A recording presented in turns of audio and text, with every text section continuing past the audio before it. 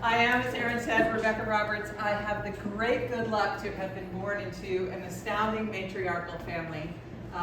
Most recently with my mother, Cokie Roberts, and grandmother, Lindy Boggs, but the line of strong, powerful women goes back a very long way.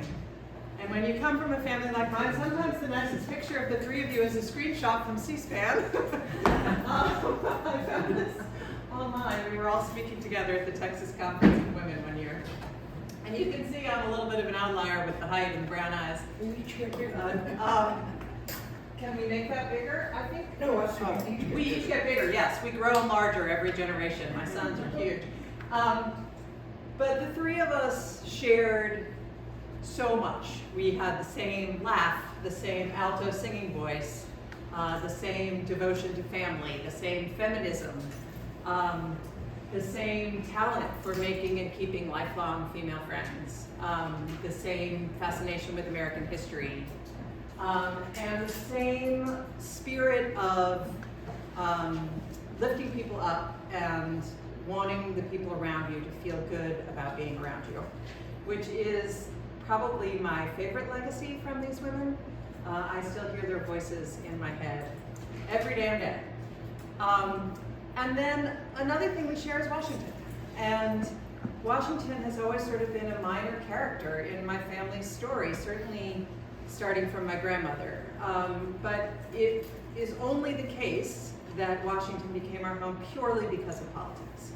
My grandmother was born in 1916 in Point Capee Parish, Louisiana, on a plantation. Her name at birth was Marie Corrine Morrison Claiborne. And the Claibornes, C-L-A-I-B-O-R-N-E, have been in American politics since before it was a country. There was a Claiborne at Jamestown. A Claiborne was the first governor of Louisiana Territory. There are Claibornes everywhere. So she grew up in this very politically well-connected, deeply entrenched in the South family. And when she went to college at Tulane, well, at Newcomb, which was the girls' school of Tulane, she was kind of the belle of the ball, right? She was this vivacious, bright debutante who knew absolutely everybody in town and was related to half of them. And she worked on the school paper where she met a tall, charismatic up-and-comer named Hale Boggs. My grandfather was not from a fancy family. His family was solidly working class from coastal Mississippi, near Long Beach, Mississippi, right on the Gulf Coast. And the Depression had really hit his family hard. And so in the 30s, when he was heading for college, he was one of those kids who, in a small town, was recognized for his ability and his ambition, and the teachers got together and recommended him for a full ride to Tulane. He also worked on the school paper, where they met. So not only were they, you know, young, charming, good-looking people in the 30s, they were committed to reform politics. Huey Long's machine was running Louisiana. And even as undergraduates, at one point, Huey Long tried to censor the LSU newspaper, student newspaper, for criticizing him. And the Tulane newspaper immediately published everything that the LSU paper wasn't able to publish. So they bonded over certainly social things, but political things as well. They married in 1938. My Aunt Barbara was born in 1939. My Uncle Tom was born in 1940. And later that year, in 1940, my grandfather, aged 25, was encouraged to run for Congress from the 2nd District of Louisiana, which is downtown New Orleans. He was elected. They came to Washington. This is a couple years later, because my mom wasn't born at that point, and she's a little kid in this picture. Again, in my family, sometimes your family pictures are on Getty Images. But I love this picture because it's so 1940s, right? Yeah. My grandfather's hat and my grandmother's dress and the slouchy shoes my Uncle Tom's got on. It's just, this is probably 1947, I think, judging by my mom's age. So he came to Congress as a 26-year-old freshman. My grandmother was 24. She had 2 little babies. And I will rely on her to describe what Washington in the 40s was like. She wrote this memoir, Washington Through a Purple Veil. You gotta take this with a grain of salt. When it came out, we all congratulated her. She said, "Darling, just think what kind of a book I could have written if I told the truth." The title, Washington Through a Purple Veil, comes from a story she tells that my grandfather was on the banking committee and they were debating Lend-Lease in 1941 when President Roosevelt was trying to figure out a way to get aid to Europe without sending troops to World War II. And he called my grandfather called my grandmother and said, you should come and hear us debate Lend-Lease because it's fascinating, it's a moment in history, and also I really want you to understand this issue because I want your advice. And she had these two little babies. She threw on a sweater and went down to the Capitol, and there was a long line of people wanting to get in. And she said to the guard, my husband's on the committee, and he said, sure, honey, didn't let her in. But she remembered that an older Washington hostess had told her that the most elegant thing a woman could wear in Washington was a purple veil on her hat. So she went home, put on her best suit, good shoes, gloves, cute little hat, went to the millinery counter at the department store on the hill, got them to drape a purple veil on her hat, went back to the committee, took off her gloves and said, I'm Mrs. Boggs and I'd like to be seated. And they said, right this way, ma'am. And she told that story as an anecdote to say, you need to know the rules of the game you're playing in order to win it. My grandmother was incredibly friendly, never met a stranger, had gorgeous manners, called everyone darling, and also very much liked to win. So this is her description of being a Washington wife in the 1940s. Washington was a gracious, close-knit kind of society, a great deal of it dominated by embassy parties and formal parties at the White House and at various clubs. The Congress and the diplomatic corps were imposed on the city's natural ambiance, but compliance with established protocol created a set of manners to which everyone could repair, regardless of which state, town, country, or position they came from. A rigid calling system required that as a newcomer, you call at the home of everyone senior to your husband and leave a calling card. Monday was Supreme Court Day, Tuesday was House of Representatives, Wednesday was Cabinet, Thursday was Senate, Friday was diplomatic. You did no calling on Saturday, and on Sunday you returned calls if accompanied by your husband, but anyone who knew Hale knows we never did any calling on Sunday. When your husband was a freshman congressman, you determined who was senior to him in the freshman class by the date of your state's entrance into the Union. Fortunately, Louisiana was the 18th state. Once a year, you were expected to actually be at home and to invite people who had called on you and others who had entertained you to come to your payback tea. The rest of the year, everyone appreciated very much if you were not at home, so they could simply leave their cards and accomplish more calls that day. Most people lived in Washington, where there was no parking on many streets between 4 and 6 in the afternoon. The calling hours. To get around that, one woman would drive and the others would go to the door and pray nobody was at home.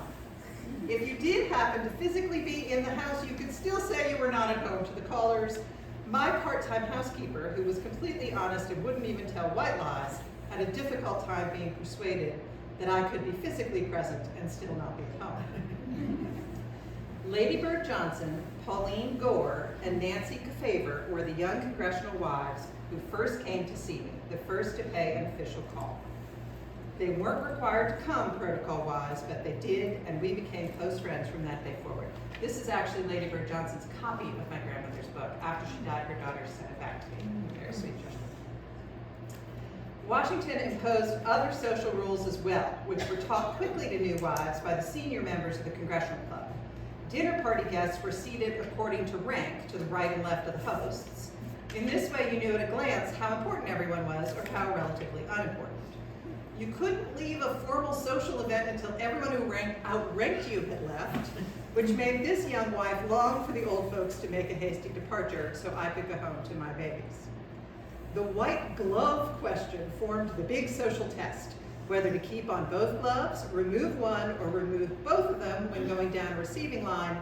The only way to divine the correct answer was to position yourself where you could see the hostess and the other women in the line to determine what they were doing, but by the time you had a clear view, you were usually already shaking hands and it was too late.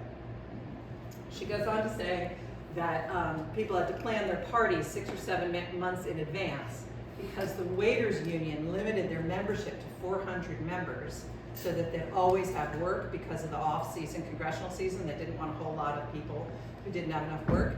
And there were only a certain number of trays and chafing dishes to rent for big parties, and you had to compete for them.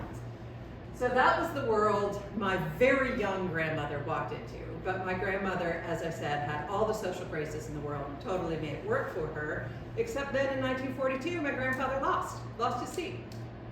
By then, Pearl Harbor had happened, so he joined the Navy. As he said, he went from being the youngest member of Congress to the oldest ensign in the Navy. And he stayed in the Navy till the end of the war. And in 1946, he ran again and won the seat back. This is a slightly later. This is clearly a newspaper profile picture, right? But by now, my Aunt Barbara is her mother's height. My long-legged mother is over there on the end. This is probably 1950, I'm gonna guess, from this picture. They lived 6 months here and 6 months in New Orleans, with the kids splitting the school year, which was okay for the girls, because they went to Sacred Heart schools both places. They went to Stonebridge here and Sacré-Cœur there. It was harder on my Uncle Tom, who was juggling 2 curricula. In New Orleans, they lived in a duplex owned by my grandmother's aunt. My grandmother had a raft of insane aunties, all of whom were, bathtub gin flappers. And they had great names. My family has great nicknames. I mean, in addition to Lindy and Cokie, there's Oopie and Shingo and Wink and Gum and Biz and Happy Man and Booga. So when they were here, they lived in a little house on Stevenson Place in Chevy Chase. But after my grandfather, as the kids were getting older and the splitting schools got harder, and then my grandfather flirted for a little while with maybe running for governor of Louisiana, and he did run briefly and lost. And his congressional seat was looking really secure. So they decided to buy a house here in Washington and really sort of make the decision to raise the kids here. And my mom and Aunt Barbara were, as I said, at Stone Ridge. Tommy by then was at Georgetown Prep. So they actually started looking in Bethesda. And I know Washingtonians hate it when you say you're from Washington and you're actually from Bethesda, but here is the story. One cold day, we went to see a house out on Bradley Boulevard in Bethesda, Maryland. I drove such a long distance, I felt I was on the other side of the planet. This house is 5 miles from where we're standing right now. But the neighborhood was within striking distance of my children's schools. We found a pretty white brick house with southern-looking columns across the front, set in a large, well-landscaped yard. Guarding its entrance were 2 enormous weeping willow trees. If you squinted, their branches resembled Spanish moss hanging from southern live oak trees. I went around inspecting the house and talking with the agent while the kids ran all over it. When I returned to the living room, there was Cokie, age 8. Still in her snowsuit, sprawled in the middle of the floor, she announced, "I like it here, I feel at home here, I want to live in this house, Mama." I said, "But darling, it doesn't have a back stairway, and that's important when there are children in the house, when there's going to be a lot of entertaining." "I don't care." "The bathrooms are much too small." "I don't care." "The dining room is small too, it would be hard for us to have a big family meal, much less give a dinner party." "I don't care." "There isn't enough closet space for us." "I don't care what you say, I love this house, I'm going to tell my daddy to buy me this house." The enterprising agent called Hale in his office on Monday and said, "I have a house that your little daughter is dying to live in." So that house, my dad still lives in it. It still has tiny bathrooms. This is my grandparents under the weeping willow tree. At one point, they finally turned the garage into a kitchen and knocked out the wall between the dining room and the old kitchen, so the dining room is better. It does look a little like Terra. It's a white brick house with white columns and green shutters and the weeping willow.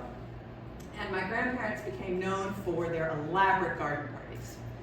And until I was doing research for this talk and read that about how hard it was to come by serving trays, I thought it was just cheapness that made my grandmother put tin foil on cookie sheets and serve on that, but maybe it was just a lack of decent trays. And my mom and her siblings grew up in Bethesda, and went to the Catholic schools out there. And my grandfather started rising up through the ranks of Democratic leadership. My grandmother always worked. She never had a salary, but she ran his campaigns, she ran his district office, she worked for the party. When the Johnsons went into the White House, she was Lady Bird's right hand. And so she was always incredibly busy, just not officially salaried. And I'm actually going to read my mom's version of that, and then I'm going to stop it with the readings. This is my mom's book, We Are Our Mother's Daughters. My mother also, you have to take with a grain of salt. She managed to write a book about herself without revealing a whole lot, which is a trick. But this is what she says about those days growing up in her family.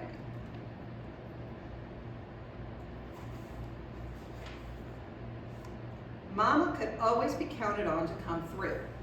Intellectually, I know that she was actually away a lot of the time we were growing up.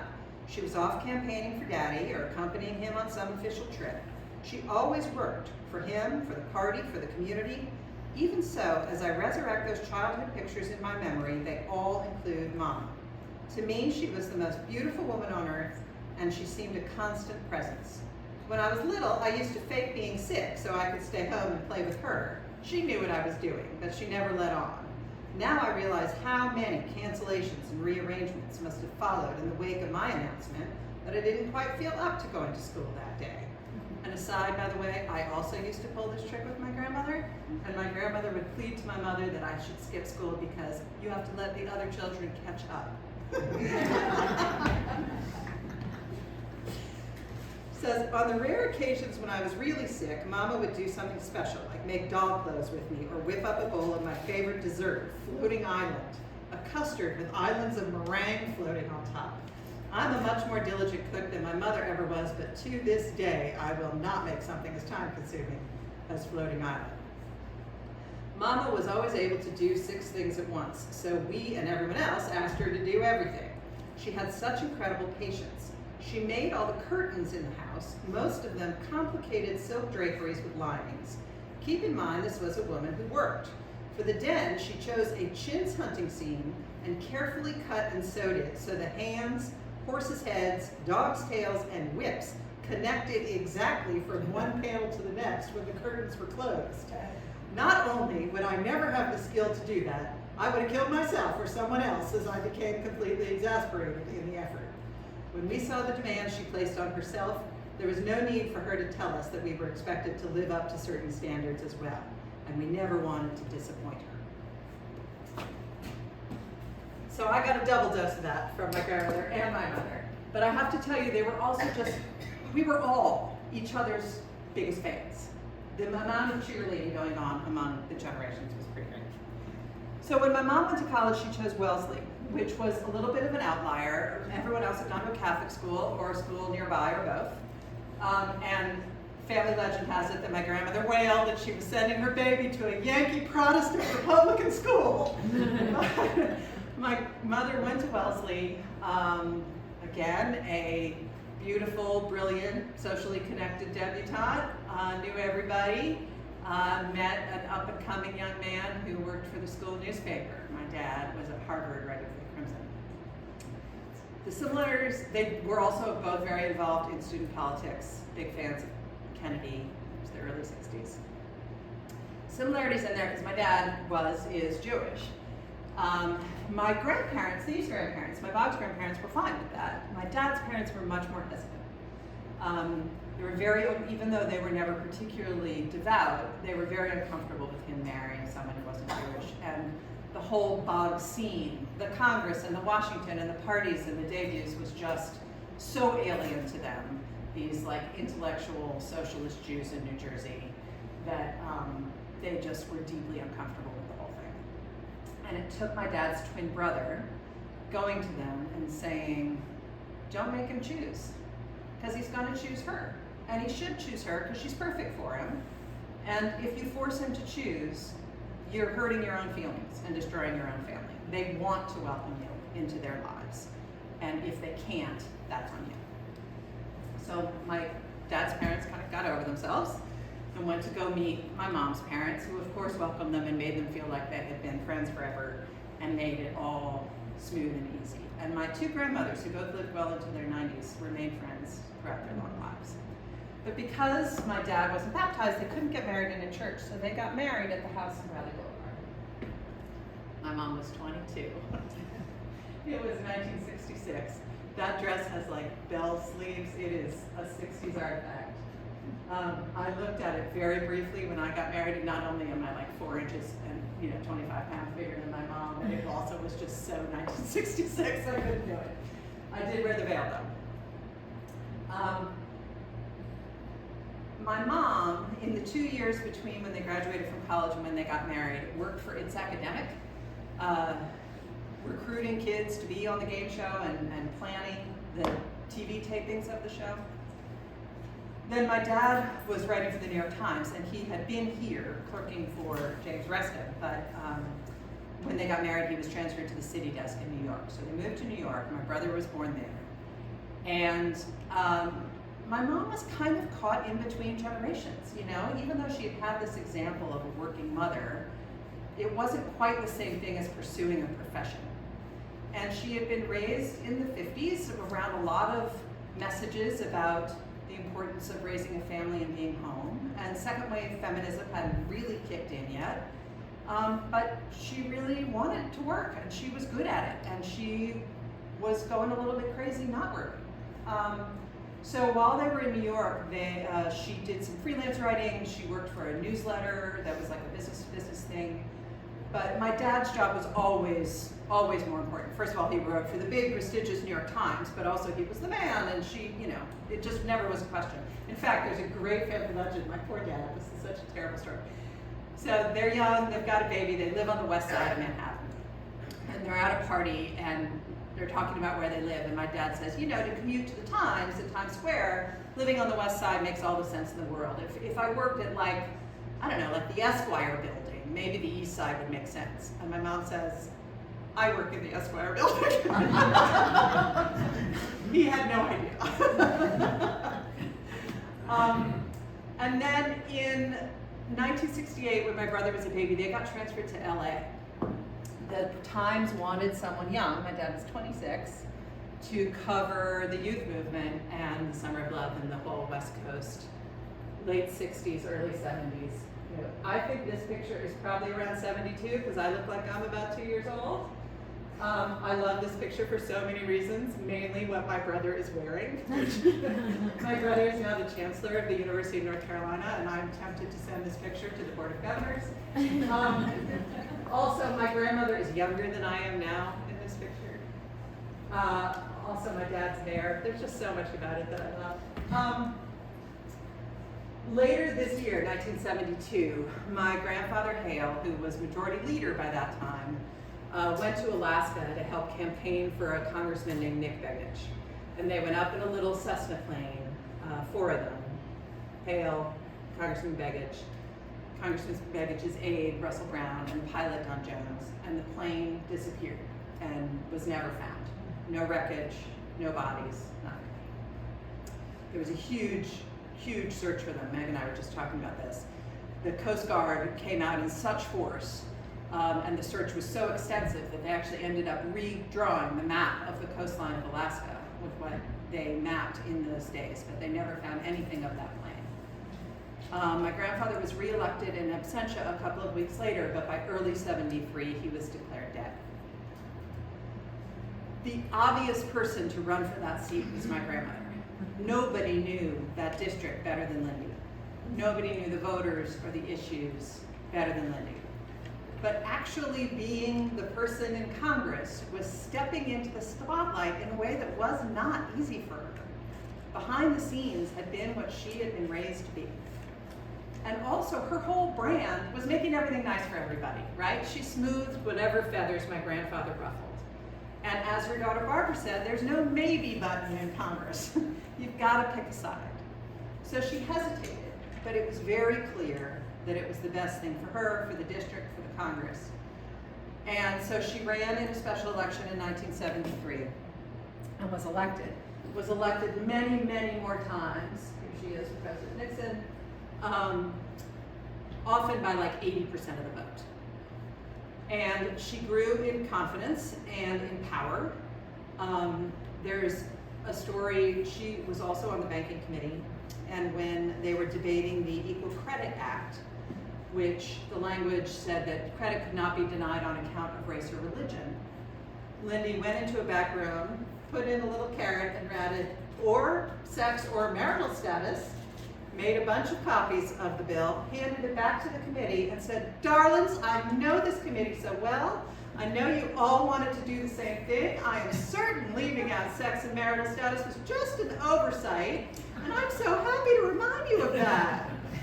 And that is why women can get credit cards in our own names. Steel Magnolia snuck it in there. Tip O'Neill said, you know, Lindy Boggs, sweet as pie, she'll come up to you and she'll call you darling while she's picking your pocket. The name Lindy, by the way, my mom, my grandmother, and in fact her mother were all named Corinne, C-O-R-I-N-N-E, a name the Yankees pronounce Corinne. But everybody had a nickname because everybody had a nickname. My great-grandmother was Coco. She was called Lindy because she looked just like her father, Roland, so she was called Rolindy. And Roland actually died in the flu epidemic in 1918 when Lindy was only a toddler, so the nickname really stuck as a homage. And then my mom was called Cokie because Tommy couldn't pronounce Korean. I broke the chain. That was Rebecca from day one. This is my grandmother a little bit later in her political career and off to the polls. The matriarchy is not limited to me and my mother and grandmother. This is my Uncle Tom's wife, my other Aunt Barbara, and her daughter Elizabeth, who are both absolute forces of nature. They both live here in town and are some of my favorite people. There is a whole extended sisterhood in my family, for sure. After LA, my dad was transferred to Athens, Greece. He covered Greece, Turkey, and Cyprus for the New York Times. We were in grade school, me and my brother. So we were not around. In these years when my grandmother was kind of making her name in Congress in her own right, she was the only Washingtonian. Then in 1977, the Times sent my dad back here. We moved into the big house on Bradley Boulevard. My grandmother had been sort of rattling around there alone. She moved into a lovely fancy condo in Calorama. And in New Orleans, she inherited a house from one of the crazy great aunts, Frosty. Frosty had a house in the French Quarter, right on Bourbon Street, like right on Bourbon Street, between Toulouse and St. Peter. And that became my grandmother's district house. And that was great timing because my grandfather had never lived in it. It was all hers. It was in her name. It was in the heart of the district. And so as she was making the seat her own, she also had her own home down there. It was a crazy 17th century house across from like strip joints. Not exactly over the river and through the woods to grandmother's house.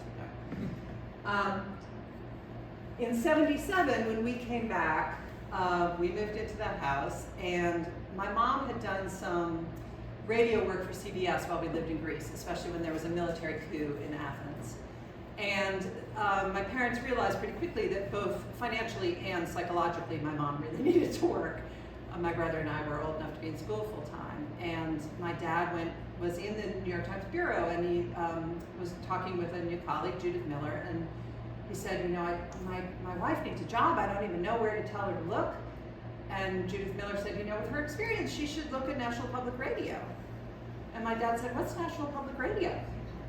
And Judith Miller said, give me her resume. I'll get it to my friend Nina Totenberg. There's a whole old girls network going on here.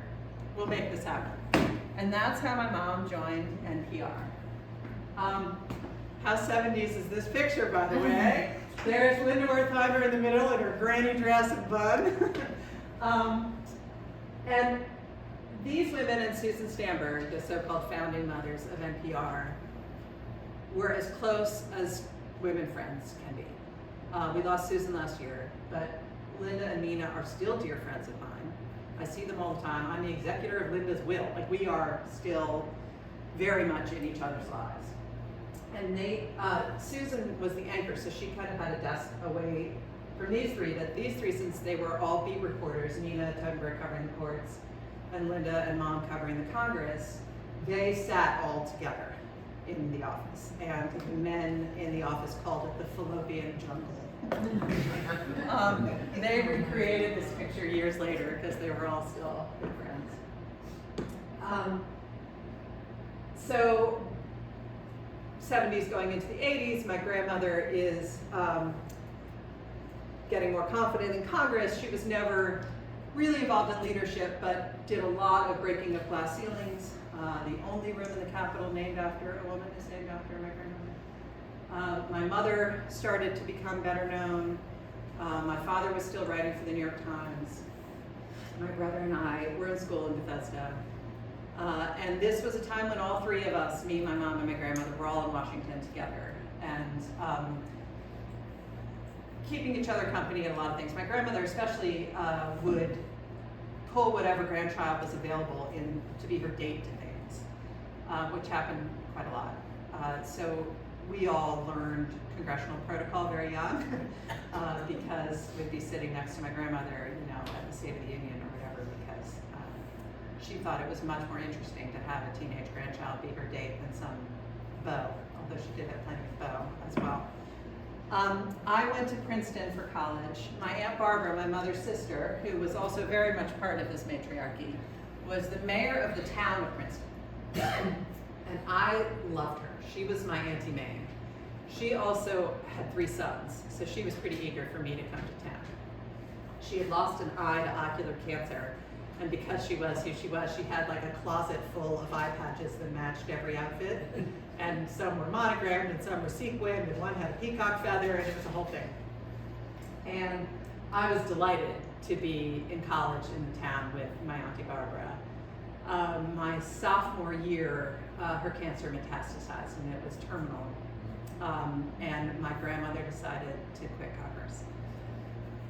My mom, she was in her 70s. My mom and her brother Tommy said, you know, that's crazy. Congress is your whole support system, it's your health insurance, it's everything. And my grandmother said, I can't take care of Barbara from the Capitol. This is more important. And she resigned. Barbara died my junior year.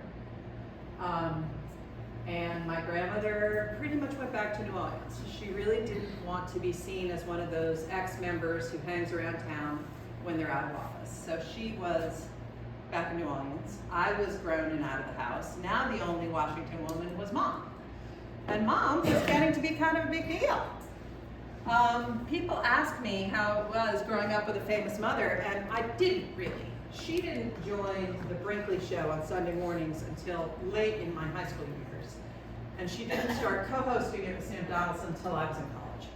And, you know, yes, she was on NPR, but no one like stopped her in the grocery store and recognized her until I was almost grown.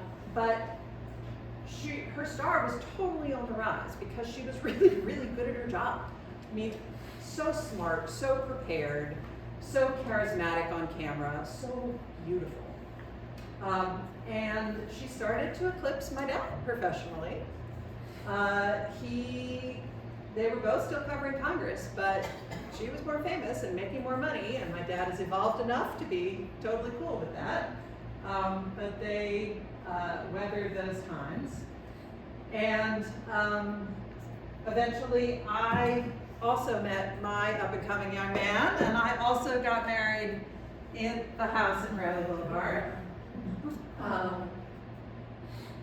Of these 4 flower girls, more twins, this one is pregnant with a baby girl, so they're 5th generation of matriarchies on the way. I think there's a picture of all of us. This is all of us at my wedding. I'm 26, Mom's 54, younger than I am now, and Momo is 81 in that picture. Later that year, at 81, Bill Clinton named my grandmother the ambassador to the Vatican. So at 81, she got a new job in a foreign country. This is Al Gore swearing her in with my Uncle Tom, my mom, and since Barbara was gone, that's Barbara's oldest son, Paul. Again, my grandmother was very good at making everybody feel wonderful about things while quietly going about behind the scenes. When she was first sent to the Vatican, she said, "Darling, it's perfect for me. It's what I like best, going to church and going to parties." And then behind the scenes, she was trying to convince the Pope to ordain women and, give nuns more power and like that. I must tell you, having a grandmother living in Rome in an ambassador's residence is a really great gig when you're in your 20s. And she was there for the millennium, and we all showed up. My brother and I were both married by then, but neither of us had kids. The pomp and circumstance of the Vatican can be a little insane under most circumstances, but it felt totally appropriate for 1999 rolling into 2000. It was all of us. It was all of my Uncle Tom's family. My brother's wife's family was Catholic. They all showed up.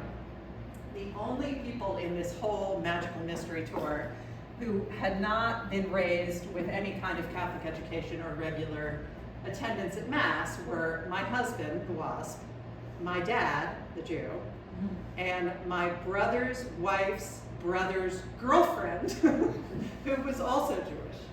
And the three of them were like, "We want to get this right, but this is so out of our comfort zone. What do we do?" And they were sort of conspiring amongst themselves. And they nominated Dan, my husband, to go ask the protocol. So he goes to my grandmother and says, "We want to get this right, but what do we call the Pope? I mean, is it Your Excellency? Is it Holy Father? Is it Sir? What do we do?" And my grandmother says, "Well, I call him Darling." Not helpful. But she had a great time in Rome. She absolutely enjoyed that posting. And then when Clinton came out of office, she came home. And again, went to New Orleans. By then, Dan and I had moved to San Francisco. I knew when we moved here we'd never leave. And we kind of wanted to start our life together somewhere that wasn't either of our hometowns. His hometown is Memphis, Tennessee, where we are never moving. And so again, Mom was the one here in Washington, and she hated that. She wanted both her mom and her kids back pretty badly. And then in 2006, we came back, and we did not move into the big house on Bradley Boulevard. We moved right there. We live one house down on 36th Street, because by then our boys were 5, 5, and 2. This was 2006, and we wanted to raise them in the city. We did not want to have to get in the car to go do everything. We did not want to be out in the suburbs. We did not want everyone they knew to look just like them. And Glover Park was a neighborhood that we really felt like we could have a family life in the city. And then Katrina hit New Orleans, and my grandmother's house in the French Quarter was actually fine, but when she came up here to evacuate from the storm, it became obvious to all of us that she shouldn't live alone, that we were actually being sort of irresponsible letting her live alone. So she moved up here too, and moved into an apartment in the Irene in Friendship Heights. So we were all back together again here in Washington, and those were such wonderful years. I was so lucky to have my grandmother till she was 97. So we lost her in 2013. My kids knew her very well. We lost my mom much too young at 75 in 2019. But as I say, I hear their voices in my head every day. I only have sons, so the direct matriarchy is relying on my cousins. I did keep trying to name children after my grandmother, and then I kept having boys, but one is named Claiborne, and one is named Roland, in an attempt to honor her, because she was always so special to me. And that is, I think, about time for any questions. Thank you all so much.